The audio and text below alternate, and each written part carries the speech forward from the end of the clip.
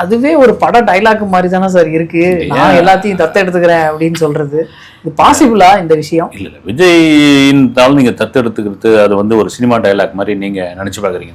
ஆதவர்ஜுனா சொன்னது வந்து அந்த 20 லட்சம் தாண்டி வந்து அந்த குடும்பம் 41 குடும்பம் எங்கள் குடும்பம் தான், அது ஒவ்வொரு உறுப்பினரும் எங்கள் உறுப்பினர்கள் தான். அதனால தான் அந்த 16 நாள் காரியம் முடிட்டோம்.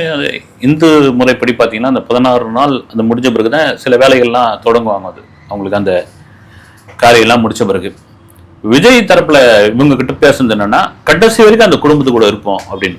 நீங்க ஒரு நல்ல ஒரு விஷயம் சொன்னீங்க. அது இதை பொதுவான விமர்சனமா பார்க்கும்போது இப்போ இந்த நேரத்தில் சொல்லிட்டு போவாங்கப்பா, அதுக்கப்புறம் என்ன சினிமாவில் பார்த்தீங்கன்னா ஆடியோ லான்ச்சில் நடக்கும். இது நான் ஏதோ சொல்ல, ஆடியோ லான்ச்சில் ஏதாவது ஒரு இதில் வந்து இந்த பையனுடைய கல்வி செலவை நான் முழுக்க ஏற்றுக்கிறேன்னு சொல்லிட்டு அதுக்கப்புறம் பார்த்து சொன்னால் ஒரு காரில் போவார், அந்த பையன் பாட்டமா நடந்து எங்கேயோ போயிட்டு இருப்பான். அது இதுவான விஷயம் கிடையாது. இது நிறைய நான் சம்பவங்கள் பார்த்துருக்கேன். விஜய் உளமாற சொன்ன ஒரு விஷயம் என்னன்னா, இந்த ஃபேமிலியை நான் பார்த்துக்கிறேன். அதுதான் ஆதவர்ஜுன் அவ்வளோ போல்டாக சொன்னது அப்படின்னு.